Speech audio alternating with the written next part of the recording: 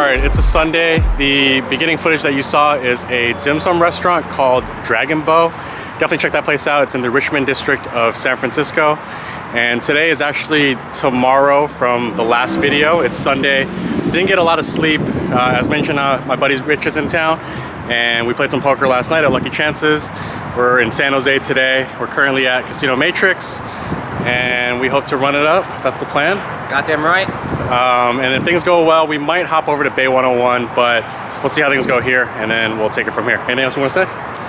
Yeah, make sure you get your Lock It Up merch. All right, limited edition.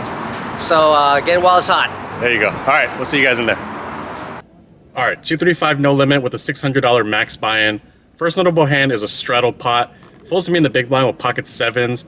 Straddler is playing pretty shallow with around 110 in his stack. Kind of a weird spot, can call, raise, or jam. I choose the middle option and raise to 35. Straddler calls with 85 back. There aren't going to be too many good flops for sevens, and that happens when it comes queen 10-5.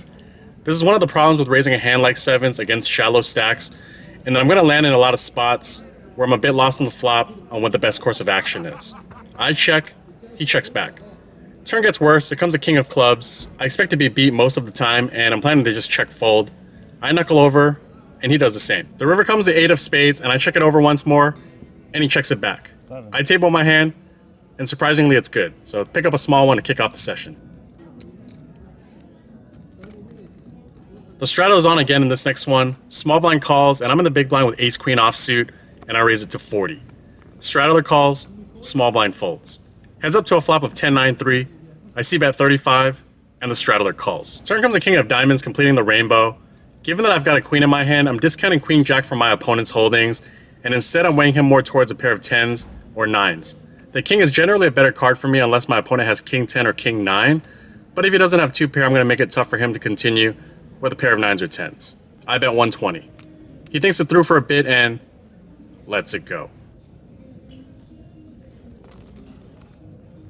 This next spot's pretty interesting. Early position calls, and I pick up sailboats in the cutoff and make it 25. Folds to the limper who calls. He watches the videos and wants to be addressed by the name Trouble. Let's see how this one plays out. We go heads up to a flop which comes Jack 10-4 with 2 suits. So I flop bottom set, pretty good situation, and after he checks, I bet 30, he calls. Turn comes a relative blank, it's a 7 of diamonds. It does complete 8-9, but still plenty of worse hands and draws to get value from. When he checks, I size up a bit, $100 this time. He calls again. The river comes, the 9 of diamonds, putting up a one-liner and also completing king-queen. Not the best card, and this time my opponent leads for 230. Pretty tough spot, and anytime someone acknowledges that they watch the videos, I have to be a bit more leery of people bluffing. The hard draw does brick out, so he could be betting that. And after some tanking, I ask if he has anything, and he decides to show me one card, the queen of spades. With this info, he's either got queen 8 or king queen for the win, or he's turning something like queen 9 or queen jack into a bluff. Given that his queen is a spade and not a heart, I'm ruling out queen 8 since it's hard to continue with a gutter to my flop and turn aggression. So it's really just a matter of if he's got king queen. And when it's a close situation like this, I'll go with my gut. And in this case, I feel like he has it. I let it go. He doesn't show the other card, and if it was a bluff, then credit to the man. I guess he was right. He was trouble. The straddle is on once again, and there are 3 callers before it gets to me in the big blind with 8-9 offsuit. I call, and the straddler checks. We go multi-way to a flop of ace-10-7, so I flop open-ended, checks to the button who bets 40, small blind calls, I'm going to peel one, the straddler calls, and the other player folds. 4 ways to 4th Street, which comes the 6 of hearts. So I turn the nuts. This time small blind leads for 100 with another 300 back. I've got 450 in my stack, and with 2 players left to act, not going to mess around with this one, I jam. Straddler and button fold, and the small blind goes into the tank. And while he's doing so, he shows a6 offsuit. And after some deliberation, he gives me credit for being tight and having it, which I am and do. He lets it go, and I lock this one up before moving over to the 2-3-5 deep game, which usually plays with a straddle on. I buy in for 2,000 to start. I play the first hand that I'm dealt in the new game, and I'm in the straddle with king 5 of hearts. There are 5 other callers, I believe, and I check my option. We go multi-way to a flop of ace queen 10 with 2 hearts and a spade. So I flop a nice draw. Action checks to the button who bets 45. I call from the straddle, and the middle position calls as well. 3 ways to a turn of an 8 of clubs, so I don't make my hand. Action checks to the flop aggressor on the button, who knuckles back.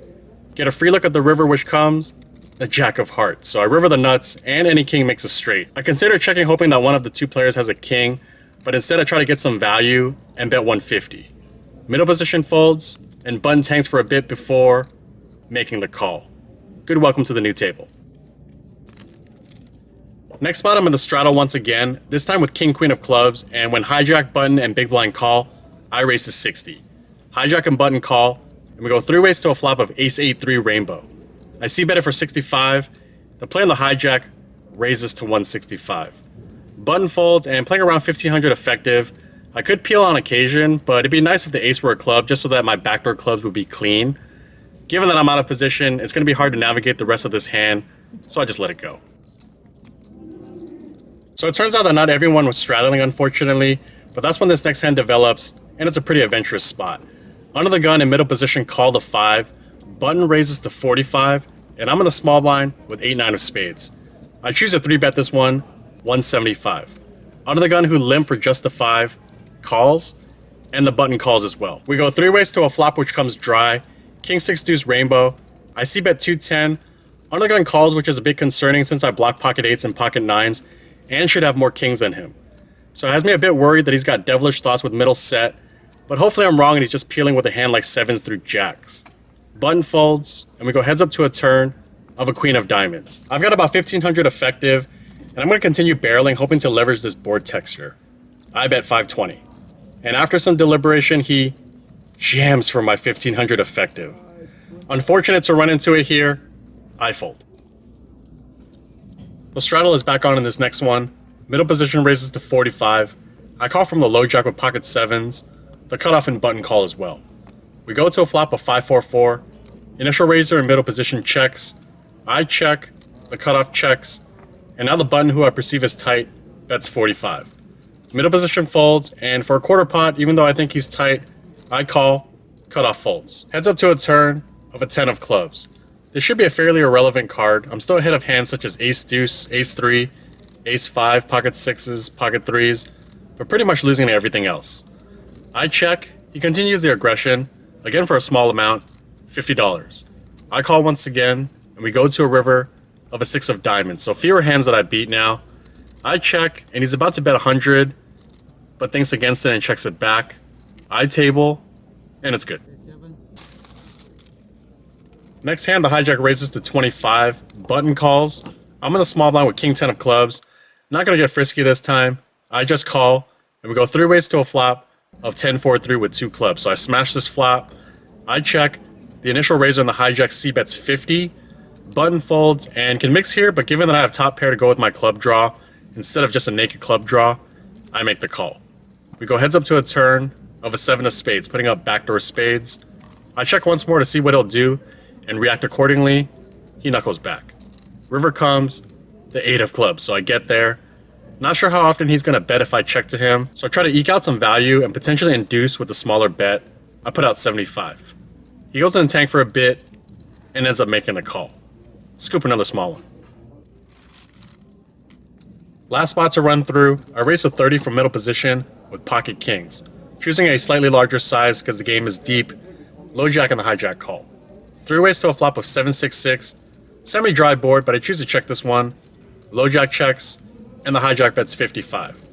I just call here, and we go heads up to a turn of a 9 of diamonds.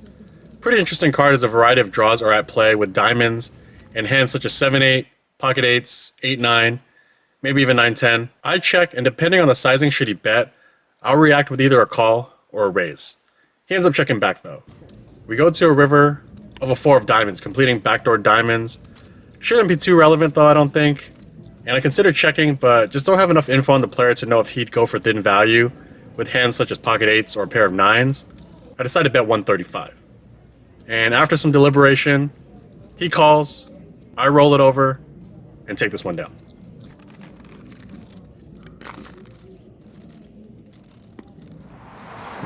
All right, closing out the session. Started at 2 o'clock, it's now 7. I'm gonna go get some dinner. The first part of the session was a regular 2-3-5 game, bought in for 600, out for 858, so book a profit of 258. And then transition over to the deep game, bought in for 2,550. Tried to run that bluff in the beginning with 8-9 suited. didn't get through and got stuck around 1,000 after that hand. And then just took a more lower variance approach from there and just picked up a bunch of small pots, nothing major, and ultimately cashed out 2,239. So book a loss of 311 in that game, plus 258 in the other game. So net around a $50 loss for today. I'll take it. Definitely like playing the deeper game here. I'm glad that it's running again here at Casino Matrix. Gonna try to hop in there a bit more often. And that's gonna wrap it up for this one. Thanks for the continued support. See you guys in the next vlog.